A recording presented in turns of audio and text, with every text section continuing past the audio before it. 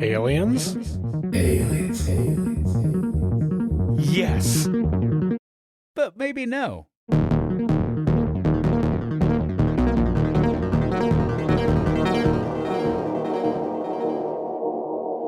Uh-oh, who's that? Oh, it's us. Aliens, yes, but maybe no, Josh and Travis. I'm Travis. I'm Josh. And this is an otherworldly podcast as ambiguous as our title. Yeah. Do you like how I came in hot with that? Yeah, you came in real hot. Yeah, I did. I like it. More of that. I'm not here to mess around today. I could tell. That was sexy. Yeah, man. Are you blushing? I am a little bit. Yep. It's okay. Nobody has ever said that about me. So that's really nice to hear. Thank you, Josh. Yep. I'm here for you, buddy. What's going on? What's going on with you? Not much, man. What's going on with you? What do you mean? Oh, man. So little. Do you think I was going to say a lot? I mean, it would be great because then we could fill the space with what you've been up to. But since you said a little, uh-oh. Yeah. What are we going to talk about? No, just working on becoming the best self I can be. Did you laugh at that? Yeah. It's cliche. Oh, that's what we all want. It is. We all want you to be the best self you could be. I'm always working towards it. Yeah. Just not as fast as I'd like to most days. No, I'm saying that's what we all want. We all want you to be the best you can be. Oh, me to be my best. Oh. We're all working towards you being the best. Oh, shit. Yeah, we're putting our careers on the line Oh. to make you the best. Damn. So don't let us down, Josh. We got a lot riding on this, buddy. This is a lot of pressure. Yeah. But you're cool, right? You can handle it. No. I'm going to shut down now. Uh-oh. No, I can do it. I can do it. I know you can. I believe in you. Yeah, I have to. you do. What's the alternative? Losing a lot of money. Yep. Being broke. Do you remember what we did last time? You should. Not a clue. Tell me what we did. Wait, is it Majestic 12? Does it have to do with the shirt you're wearing? No, it doesn't have to do with Majestic 12. Oh. But thanks for noticing the shirt. That was really nice. Shout out Josh's shirt. It was the Mothman. Oh, my old friend, Mothman. Yeah. That one was really fun. It was fun. Starting this, I thought we were just going to do aliens. I didn't know we were going to get into cryptids. I also didn't know a lot of cryptids had alien origins. But I'm really enjoying the cryptid episodes too. They're fun. And like we talked about before the record today, it's aliens all the way down, man. Everything's an alien. Even we are. Potentially. Well, depends on what, Anunnaki brought us here. Yeah. For cheap labor. We're grays in 52,000 years. Maybe. What a world. What a timeline. Or in a different timeline, we could be different grays. Get out of here. Yeah. Different grays. Yeah. P52. Or P45. We're alluding to things. We're doing little inside jokes about this topic that we're going to get to. They're going to be outside jokes pretty soon. They will be. You guys are going to rewind this episode and be like, oh, I get it now. No one's going to rewind. They're going to be hilarious. You just wait. 40 more minutes. It's going to be really funny. We're laying the groundwork to these jokes. So what do you remember from Mothman? I remember that he flies, he has glowing red eyes, and he usually shows up right before a great something. He's usually a forecaster of something to happen. Yeah. And that was around the same time with Indrid Cold as well. Sure. Same area. He's definitely not an owl. No. He's a moth. Yes. Even though the government's saying it's an owl. He doesn't have a big smile like Indrid Cold. But he does fly. He did have a movie. That's right. Mm-hmm. Yeah, I like the Mothman. Yeah. I think I'm a Mothman. Yeah, Mothman fan. But do you remember how you did on the quiz? Terrible. I think I did too. Yeah, we both did really bad. I think you did slightly better than I did. But not well. No, because this is some wackadoo stuff that we're going to get into today. Yeah, we're going to be talking about Project Looking Glass. Yep. And you and I had no idea what that meant, other than we had an image. It's like a reference to Alice through the Looking Glass. Yeah, there was the rabbit up at the top of the quiz. Okay, so I'll just start off. So this is going to be the Project Looking Glass. A lot of people have the same weird feeling. Time doesn't feel the way it used to. Decades used to have clear identities. The 60s felt like the 60s, the 80s, the 80s. But the newer decades feel a little foggy, a little weird. Some people trace that sensation back to a very specific moment, the night of December 31st, 1999.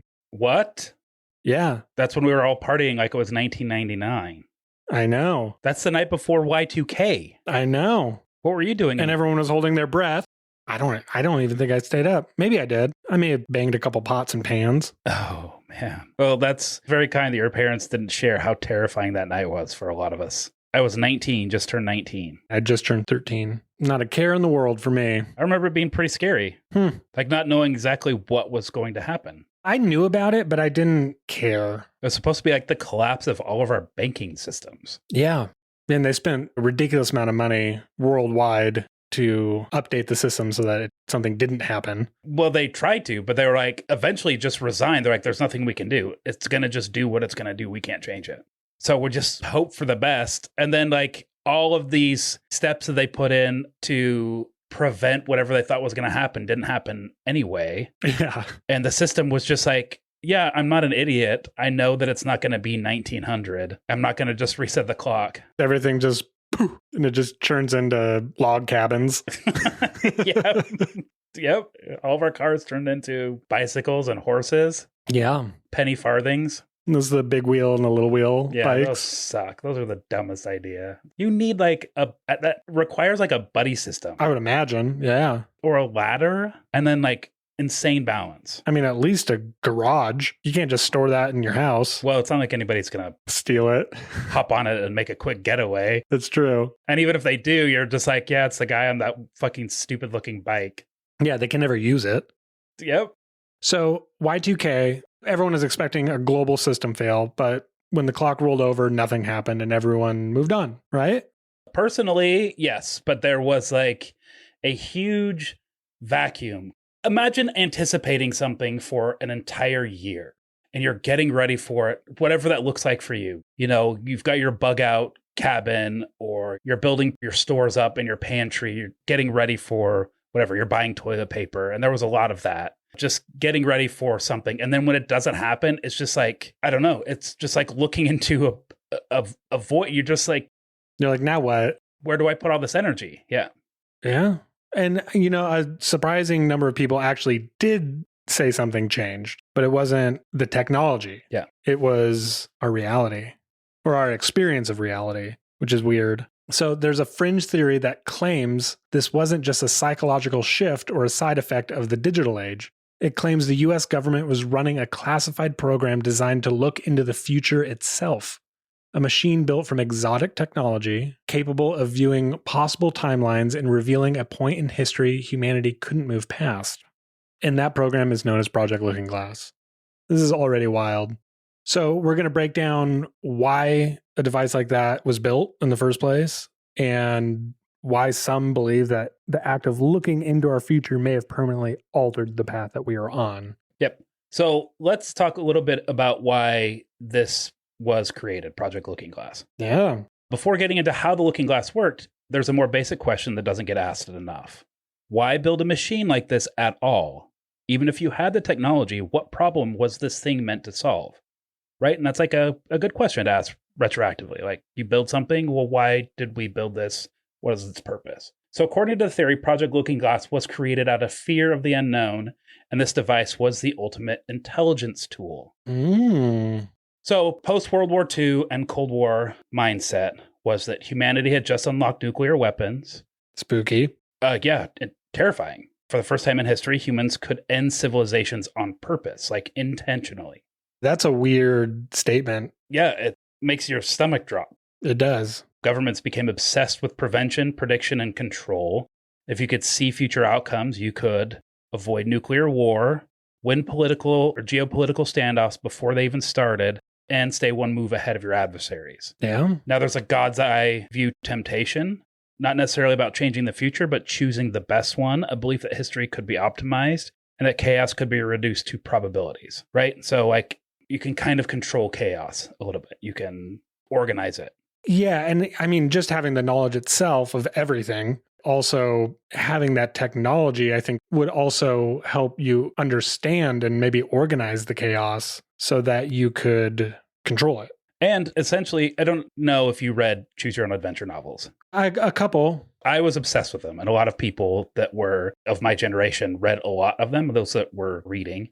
And there was a thing that you would do when you're reading a Choose Your Own Adventure is you'd see what your options were. So it'd say like, Yeah. To have this happen, go to page 54. To have this happen, go to page this. And so what you do is you'd hold your finger where it was, and then you'd go to page 54 and you'd read that. And sometimes it would say like, oh, you died, you fell off a cliff. So you just go back to that and then you choose another option. You're like, no, I don't want that one. I don't want that one because like this is fun. Yeah. And that's kind of what I guess this is implying is you're not just changing the future because that's like a simplistic thing. Me taking this drink of water now is going to change my immediate future. I'm going to have to pee, right? Yeah. But now I can say, like, well, maybe I peed before, so drinking the water. I don't know. This is not a very accurate metaphor, but it is an interesting one. Yeah. Being able to choose not just a future, but choose the best one, giving yourself options. I mean, and knowledge is power. So why time viewing beats time travel? 3 reasons. Time travel introduces paradoxes immediately. Bad. Real bad. Don't do it. Don't do it. Viewing timelines allows decision makers to intervene without crossing the line. Okay. And in theory, it keeps hands clean while still shaping outcomes. So you have less blood on your hands, I guess, because you're choosing the less bad version. Yeah, hopefully. Yeah. And there's going to be, if you're able to control futures, there's a lot of, I'm sure, a lot of blood on hands to even be able to have that sort of ability. Like all the necks you had to step on to get there. Yeah. I mean, at least me, when I think about it, I think of changing my future.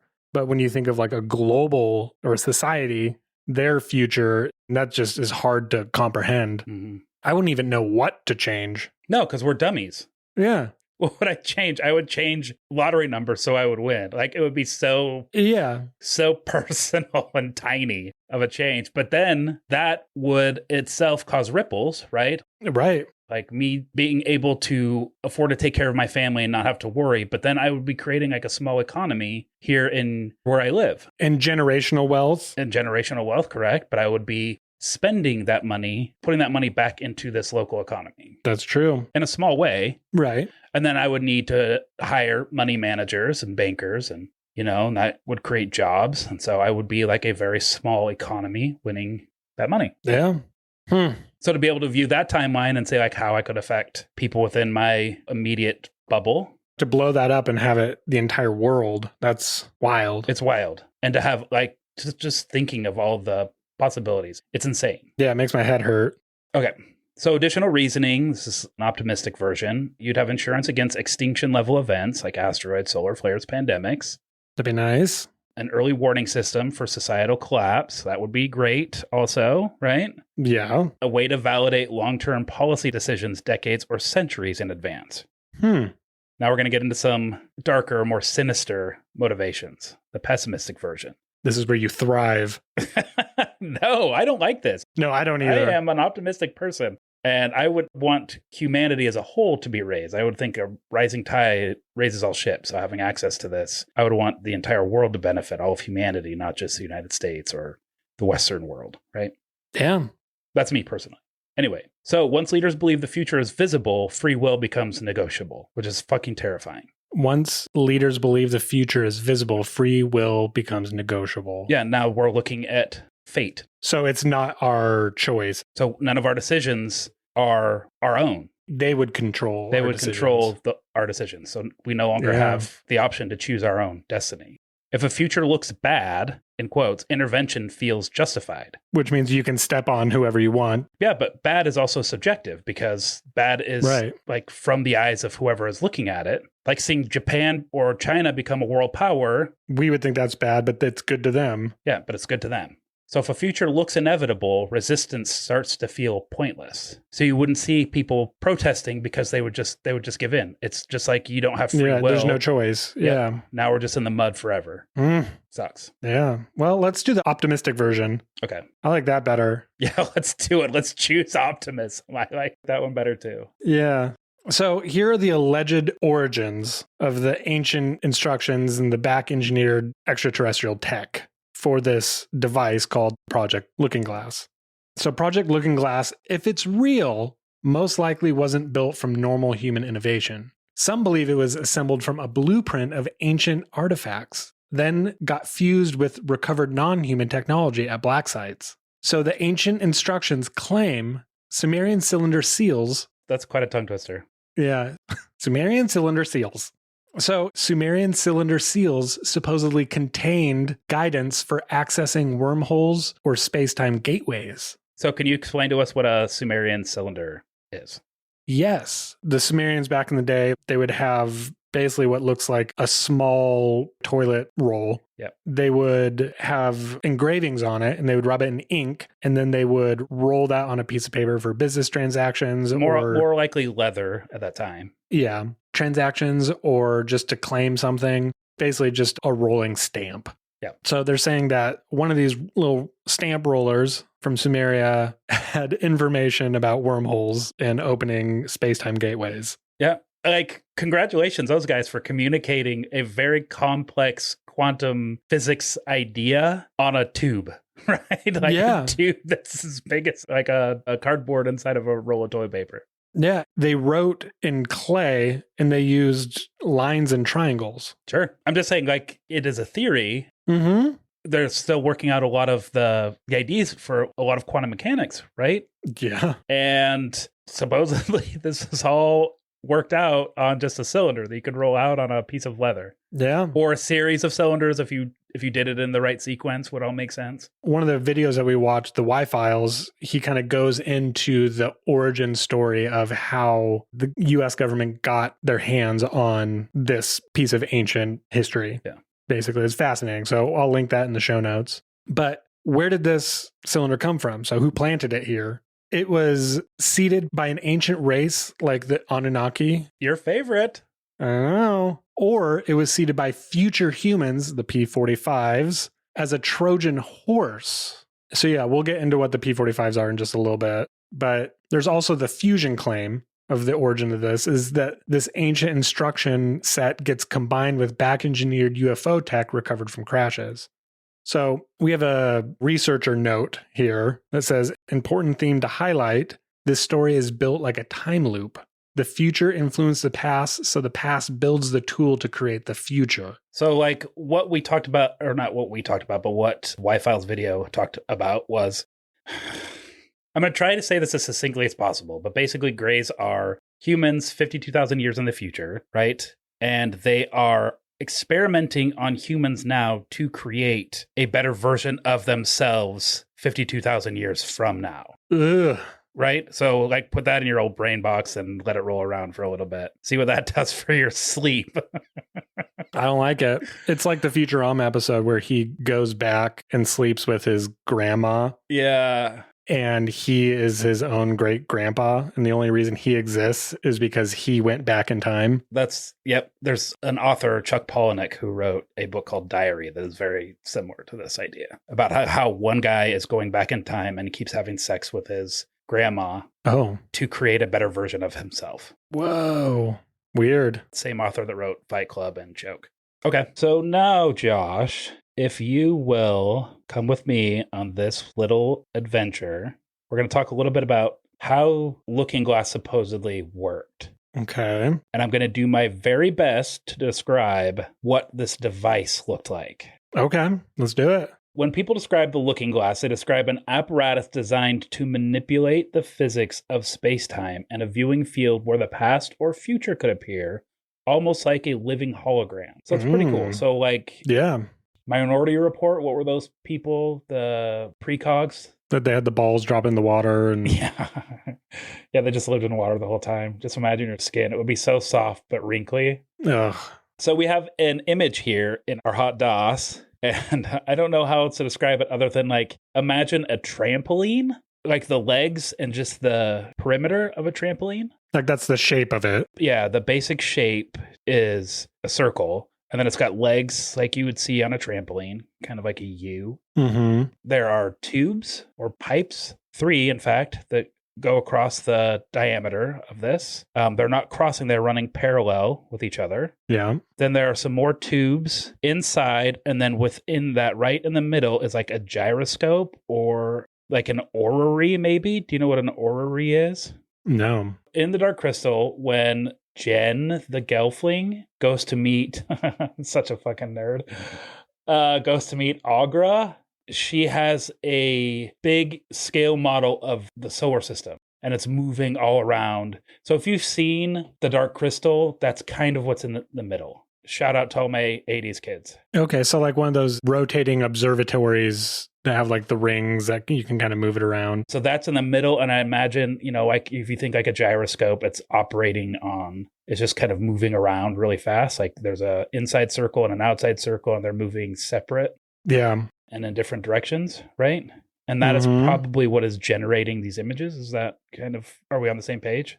Yeah. And then, inside of that is like a barrel. Yeah. There are some core hardware elements within this device. 2 electromagnetic rings that are counter-rotating. And that's, I think, in the middle, those rings that I was talking about in the middle. A central barrel, which you just mentioned, or a chamber where the effect happens. Injected gas, maybe argon or xenon, creating a visible projection medium. The pearly orb. Ooh. Or shimmering field description. I know, who doesn't love a pearly orb? No one. I mean, everyone. Everyone loves one. Who doesn't, though? No one. Yeah. The operator requirement, not fully mechanical. It requires a human mind to tune the outcome. That's weird. That is weird. Operator often described as psychic, trained consciousness operator. Chair sometimes claimed to be of ET origin. So what are we talking about here? Like people from the Men Who Stare at Goats? Like those kind of guys? Yeah, like kind of the remote viewers, maybe. Do you think if we're looking at like a Venn diagram that there'd be a little crossover here?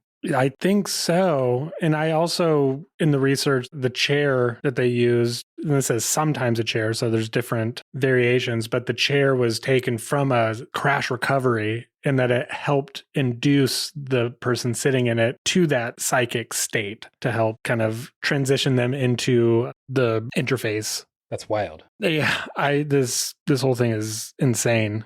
So probabilities concept. It doesn't show one fixed future. It shows a spread of possible futures.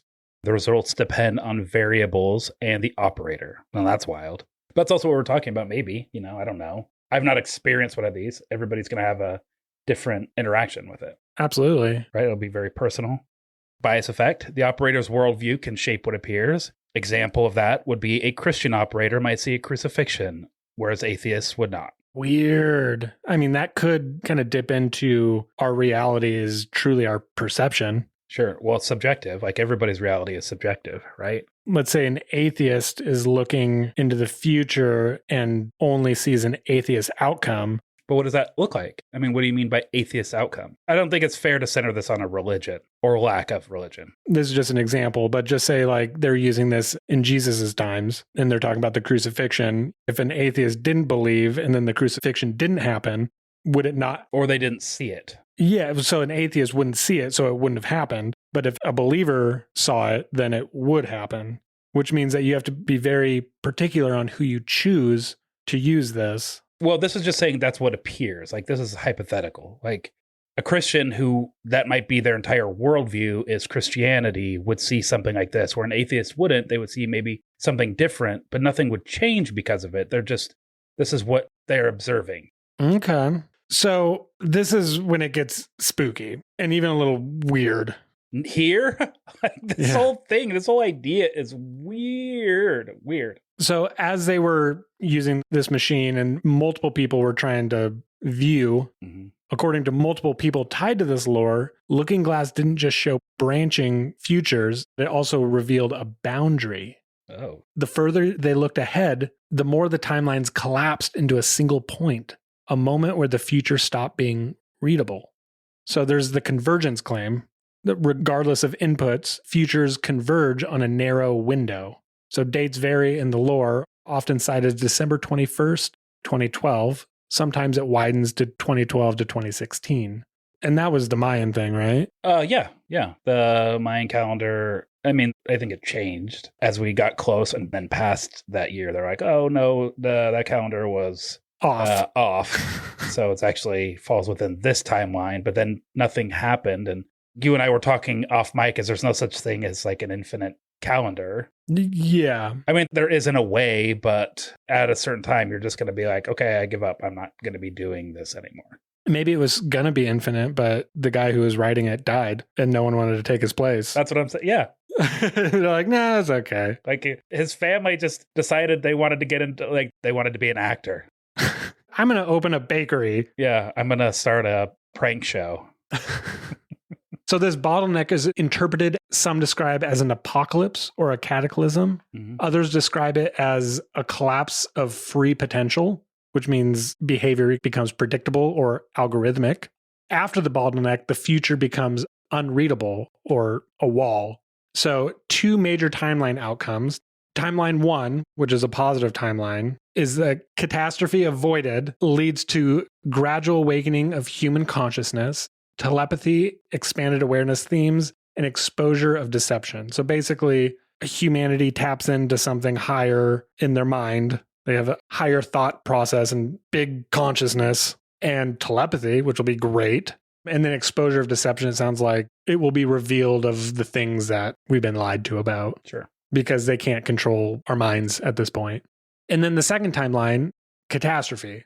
Geophysical pole shift and global disasters leads to 2/3 of the population die. Uh-oh. Survivors go underground and then over millennia evolve into the Greys. Oh, shit. The fuck?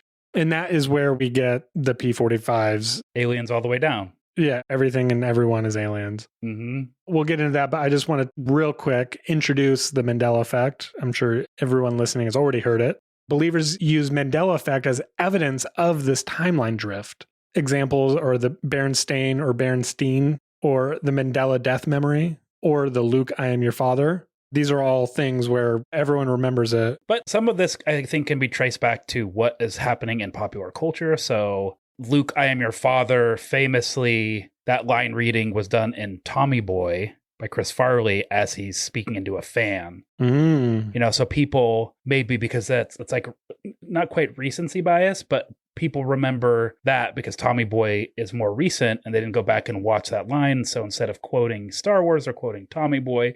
And then Berenstein, again, like the more common spelling of that would have been Berenstein, Stein, but it's Berenstain, right? Just because Stein is a common suffix to a last name. Right. But it is weird that like collectively everybody was like, Sinbad was in a movie called Shazam. No, that is weird. Yeah, I mean, I was also dumb when I was younger. Yeah. So I probably just don't remember correctly. So was I. Never grew out of it. Yeah. So the theory explanation for the Mandela effect is that residual memories from crossing timelines or a frequency mismatch. So basically, we were going down this one path, this one timeline, humanity was, and then it altered, but we still have residual memories because we interacted with these items. And they're, yeah, I mean, it's wonky and wacky. It is. We'll get into that later, a little more deeper, but let's get into these P-45s, Greys thing. You might call them factions, Josh. Oh. The Looking Glass narrative isn't just about a device, it's about a struggle.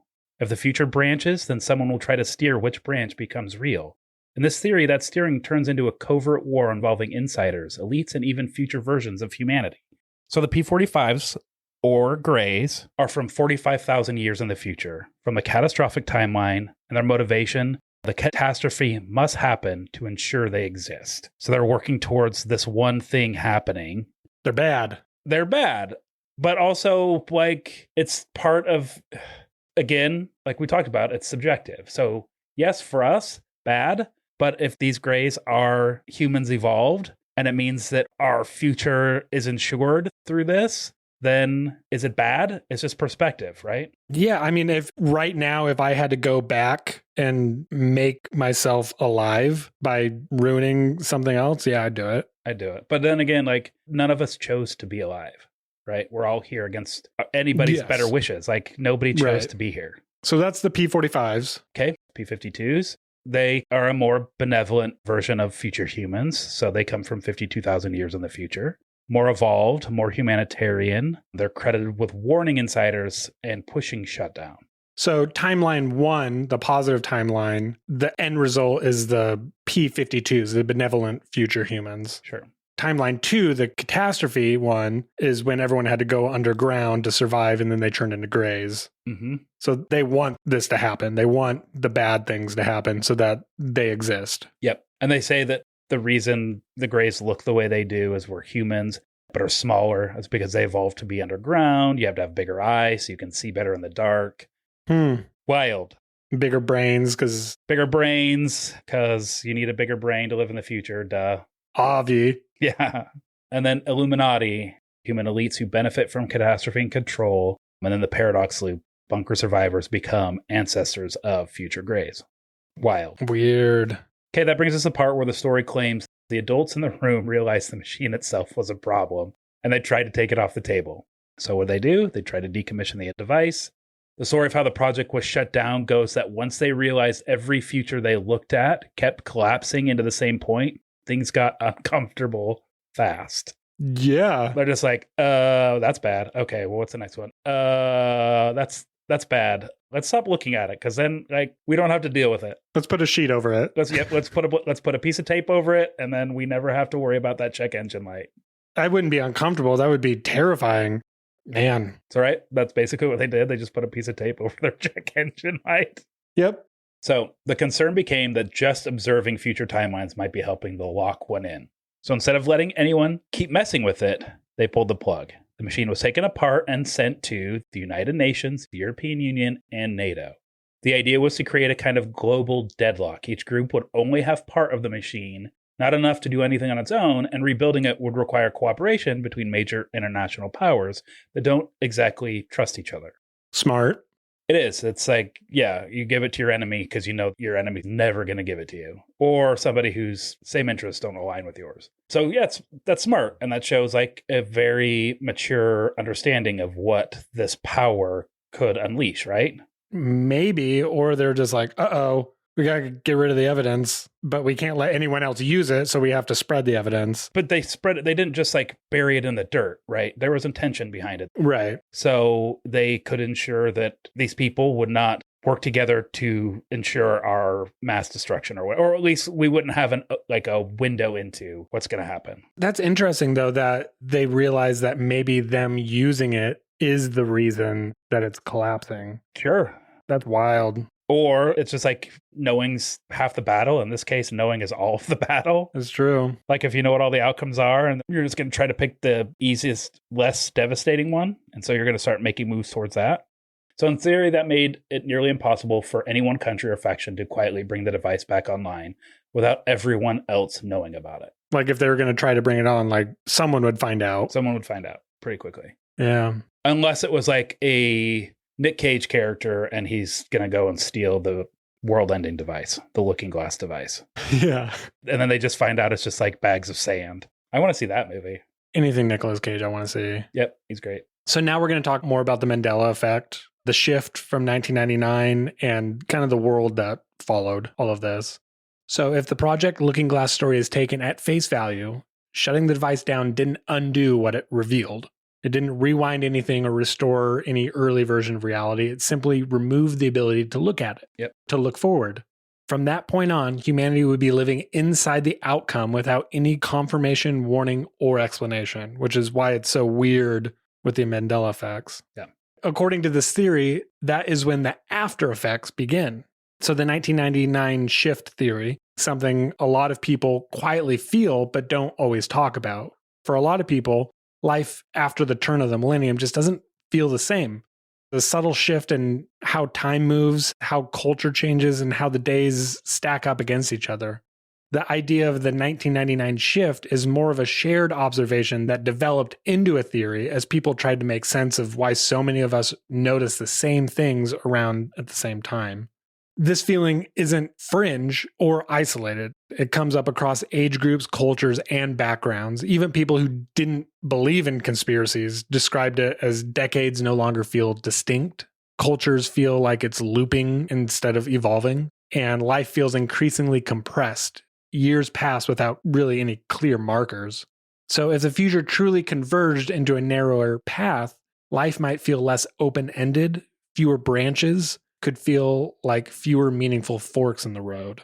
And I think this was in the 2000s. I was still young, but it just seemed as though I could already kind of feel that 80s, 70s, and 60s, they all had their culture and music and all that stuff. Yeah, 2000s just kind of... It was going away. You look at 2000s and you're just like, there's nothing defining it. You know what I'm saying? Yeah. In the 80s and 90s, you had like vaporwave and wild big hairdos, pastels, and then like mid 90s, like goth movements, skater punk was becoming kind of a big Grunge. trend. Grunge was kind of up and then on its way down. Yeah. The late 90s, early 2000s. But then like 2000s hit and it was nothing. All music started to sound the same. I remember saying that I felt as though we're hitting a ceiling. I remember using that word ceiling, where it just seemed as though nothing new was going to happen. Yeah, sure. I think I was trying to impress a girl. Yeah, I mean, that's the whole reason we do this.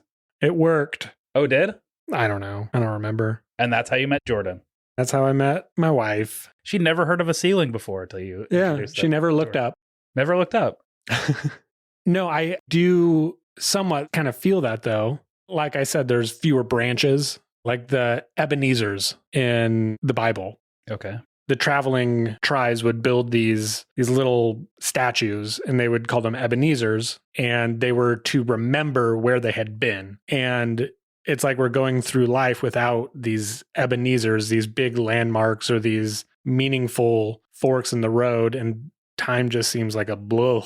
I feel that, but I also think that some of this is happening because we have instant access and instant communication with each other. I think that there's a lot of, time speeding up. I talked to my grandma before she passed, and she said that was happening her whole life. Yeah. So it wasn't just after 1999. I think that's just a human thing. Well, also, as you get older, you've experienced so much. You don't have these big life events. And so days look the same. It's wake up in the morning, you make coffee, you go to work. Yeah. And then for a lot of us, work is a grind and it looks the same every day. Yeah. And then you come home and you feed your dogs and you spend what little time you have with your family. And then you go to bed and then you sleep and then you wake up and you do the exact same thing. And so there's nothing outside of like vacations or time off, and those become less memorable as years go on, less eventful. And so time starts to seem like it's moving faster because there's nothing breaking it up. Yeah. And I feel the same way. And I think everyone feels it. And I think COVID definitely made that move a little bit quicker. There's like a satellite theory around this Mandela effect and Project Looking Glass. Back in 2016, we talked about this earlier in one of our earlier podcasts. A weasel had chewed through the wires at the Hadron Collider, and they think that maybe shifted our timeline. Oh, at CERN? Yep. Also, in 2009, a bird had dropped part of a bagel inside the collider, and they feel like that kind of fucked things up. And so there's just a lot of these theories that I love. Yeah. That shifted our timeline enough to make it bad. Or at least not like what we were all thinking the future was going to look like, right? Like rocket packs and self-driving cars. Now we have self-driving cars, but they run into people and they fall apart. Our rocket packs don't exist, really. That's it. I've heard the Hadron Collider theory, right when they kicked it up, a bunch of weird things were happening. Right when they kicked it up, it got kicked down by a bird on a bagel or a weasel. I've heard some weird things. I've also heard secondhand. I don't know. I haven't done any research, but I've heard from other people that they have found and are in contact with multiple dimensions, which is spooky. Yeah, it's a quantum mechanics idea. It's part of string theory. Like every decision we make branches off into another version of us. But to be able to tap into that and communicate with that timeline, that would be, that's beyond me. There was a video that was going around for a while. A guy was just sitting on the couch eating chips, and a version of himself poofed into the room with him with a guide.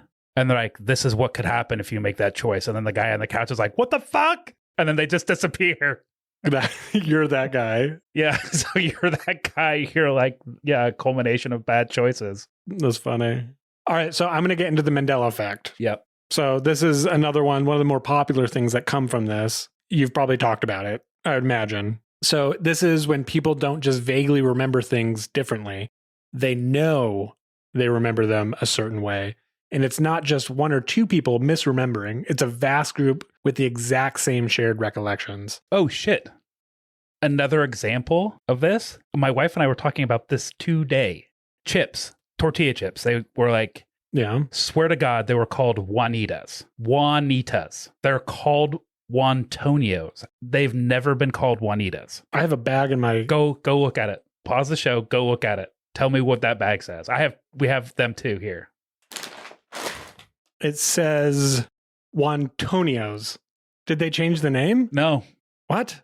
it's never been Juanitas. I've always called it Juanitas. So have I. We have a bag here too, and we got groceries today. Juantonio's. I'm like, when the fuck did this happen? But it's never been the case. It's never been Juanitas. So there is a chip bag called Juanitas, but I thought... What does it look like? Yeah, it's not the one you all think. No, it was this. Like, this is what we call Juanitas. Oh, you know what happened? I just did quick research. Uh-huh. The chip brand Juanitas, they had 2 chip brands and they lost a lawsuit, so they changed it 3 years ago to Juantonio's.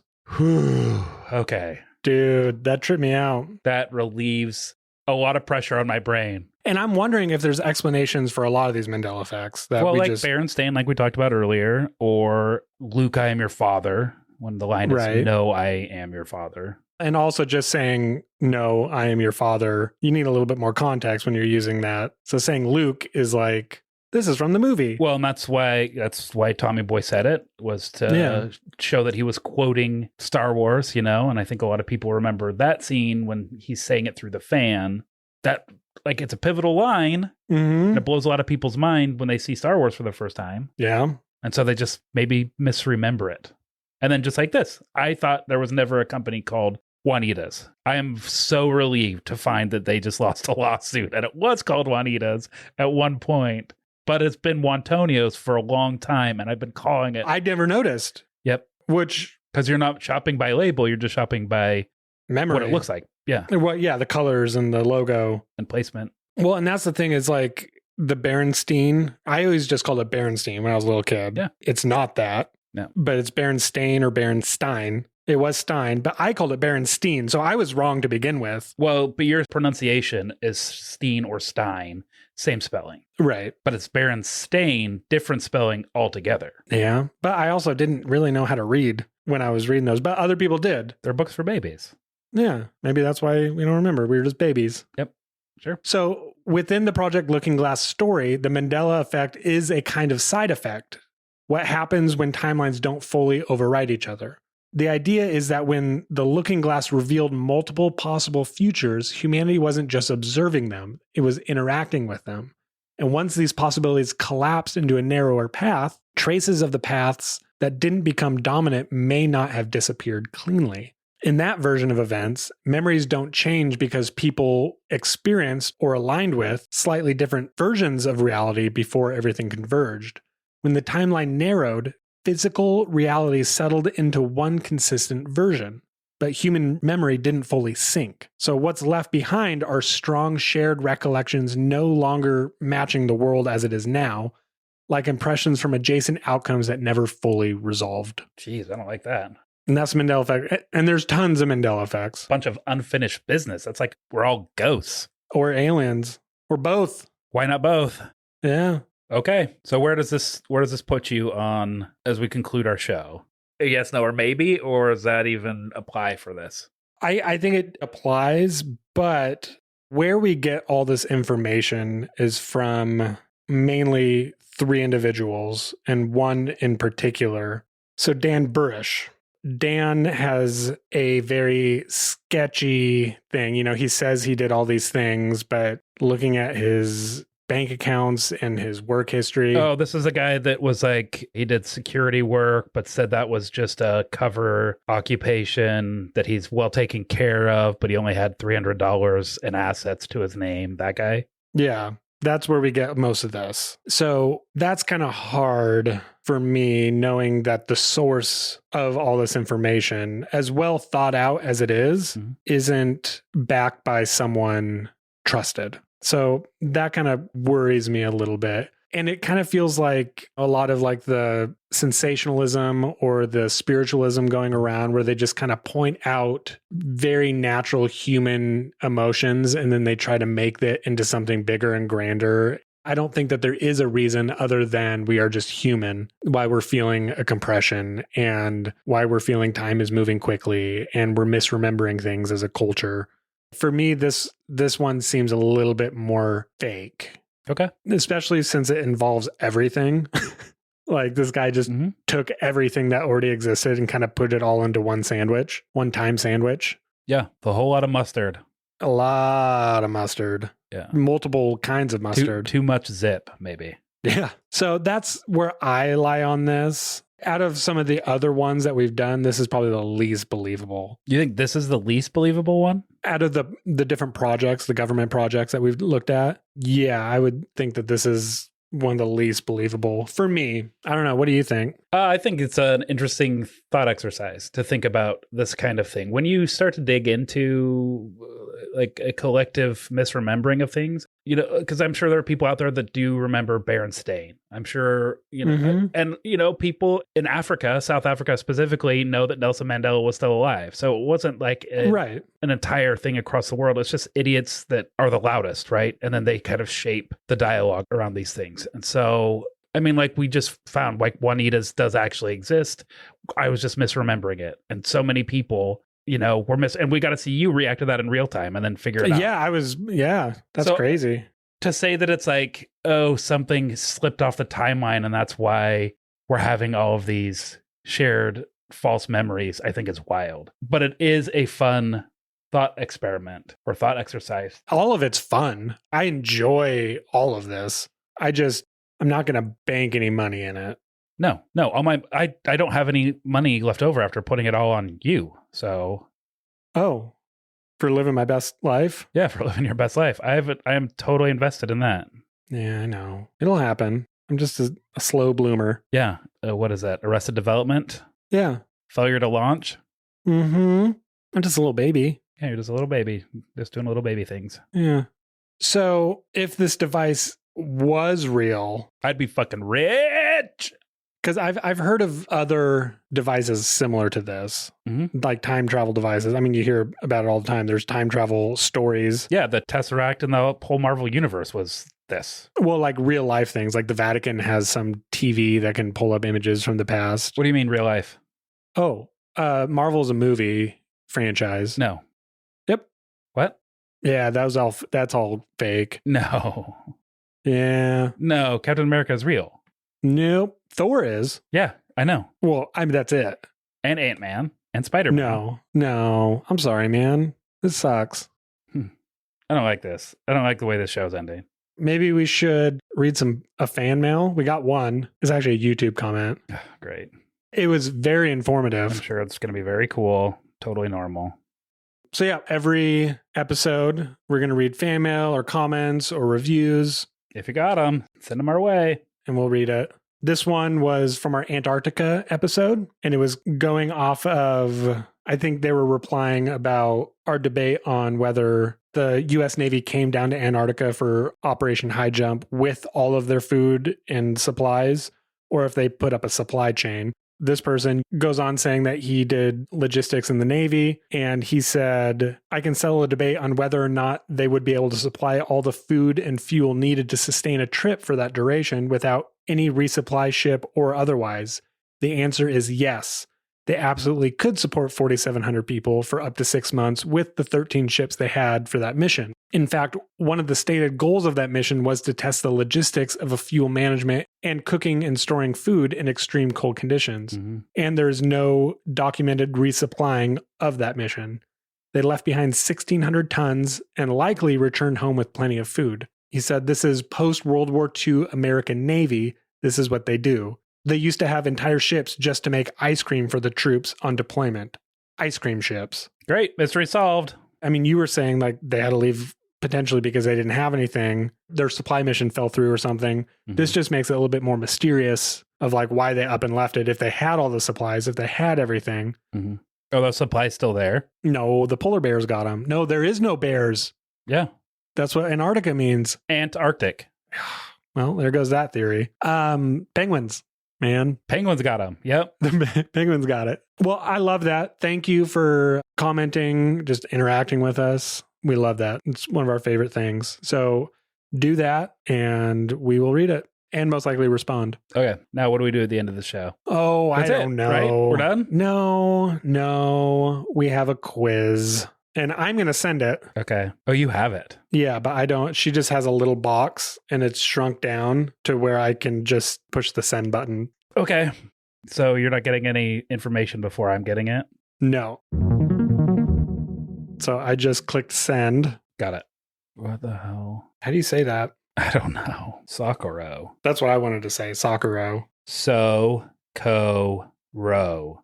But you roll your R. Socorro. Can you even roll an R, Josh? Ugh. Yeah, you sound like a Chewbacca. Okay. So our next episode topic is Socorro UFO incident. Mm-hmm. It's an incident. Okay. I get that. UFO sighting, maybe? Incident? Yeah. In a place called Socorro. How do you say it? That's not how you say it. Socorro? Socorro. I'm not going to roll my R. I'm not going to do that to the listener. Really lean into it. Come on, do it. Socorro. There you go. You did it. Kinda. Okay, we can move on. I don't know this. It sounds familiar, but I don't know if that's true. You don't know if it's true that it sounds familiar? Yeah, it could be a Mandela thing. Like Okay. maybe it's a different timeline that I learned about this. Sure. Sounds wonderful. Okay, so first question. Yeah. On what date did the Socorro UFO incident occur? Is it A, March 31st, 1950, B, April 24th, 1964, C, July 7th, 1972, or D, October 12th, 1982? I hate these questions. I'm never good with I do dates. too. I'm not going to get it. Even if I knew or heard the day before, I'm not going to remember it. No way. So now we're what? We just pick which one sounds the most spooky? I think July 1972, July 7th. Hot. Yeah, sure. I think it's a nice evening, clear skies. They can see it. That's what I Interesting. think. Okay. I'm going to say my gut is telling me April 24th. Oh, April is just a bizarre month. that's a few days after Earth Day. Sure. So Is that a that's hint? maybe- Do you know I something? don't know. No, I don't know anything. I'm just saying that's I'm choosing April 24th, 1964. okay. Next question. Where is Socorro located? A, Brazil, B, Arizona, This is so dumb. C, New Mexico, or D, OG Mexico? That's really funny. Jordan could have just put Mexico, but because it followed New Mexico, she felt like OG. It's funny. It's a really funny joke. It is. It's good. And I'm a sucker for it. That's my choice. I'm going to say, what are you going to say? OG Mexico. Mexico. Okay. I'm going to say New Mexico. Okay. All right. Next question. What was Officer Zamora doing when he noticed the UFO? Is it A, patrolling the desert highway, B, investigating a brush fire, C, conducting a routine traffic stop, or D, pursuing a speeding vehicle? Oh my gosh. Come on. We don't know the story. I know. How can we know this? No, this is getting too specific. So I'm going to say Officer Zamora was just out tooting around patrolling the desert highway. Just tooting? Just tooting along. Like one of those old Disney commercials when they're riding the car, just Yep. That's what the exhaust system sounded like in an old-timey car. Listener. I'm just going to say pursuing a speeding vehicle. Okay. Oh, man. Exciting. Yeah. This is getting intense. Racing through the desert. That's fun. Yeah. All right. Next question. What did Officer Zamora report seeing near the craft? A, two small figures. B, mutilated cattle carcasses. C, an unconscious human. Or D, a portal in the plateau. Ooh. Oh, that's weird. I'm going to pick a portal in the plateau. Okay. Because that, like going back to Skinwalker and stuff like that. Yeah. So it is an incident. Oh, shit. I'm going to say two small figures. Okay. And that would be an incident. Mm-hmm. All right. Next one. Which agencies were involved in the UFO investigation? Is it A, local and state law enforcement? B, federal and military agencies? C, consultants and scientific agencies? Or D, all of the above and then some? Literally everyone was looking into this. Hell yeah. Let's get everyone involved. Yeah. This is like a choose your own adventure. She's going to write the story based on our answers. Oh, you think Jordan is creating this story As we go as through, we're choosing? That would be interesting. That would be. It would be funny if Jordan had a whole episode and we weighed in and we took it very seriously. And then at the end, she was like, gotcha, you sons of bitches. That would be. It was all made up. I made it up. Like it's a lesson for us. Yeah. All right. Last question. Mm-hmm. What was Project Blue Book's official classification of the Socorro incident? God damn it. A hoax. Uh-huh. B, owl sighting. Man. Probably These that. owls are busy. C, misidentified natural phenomenon. Or D, unknown. Okay, I'm going to say unknown. It can't be but an owl sighting. No, it can't be an owl sighting. That's just funny. If it is, we're done. Yeah, we just pack it up. We're not doing this podcast anymore. I could never look at an owl the same. I would, oh my gosh. But birds aren't real anyway, Josh. I'm going to pick unknown. You're doing unknown? I'm doing unknown. I thought you would pick misidentified natural phenomena to line up with plateau portal. I mean, that could still be unknown. Sure. It's all unknown. All right. We're going to submit and view our accuracy. Hey-oh. So, holy shit. You do good? I haven't looked. Better than normal, I'll say. Cool. Good for you. I don't know if it's good, but it's better than normal. There's some green on my quiz. Oh, that's fun. So on what date did the Socorro UFO incident occur? I said July 7th, 1972. Boom. Starting with this one. April 24th, 1964. Correct. Oh. So setting a scene. Early 60s. Yeah, April. Mm-hmm. Near Earth Day. Near Earth Day. Coincidence? Just saying. No, not at all. Okay. So Socorro, where is it, Josh? I said New Mexico, and that is correct. I said OG Mexico. I walked right into that trap that Jordan set for me. It's true. She knew you would pick OG. Because it's the funniest answer.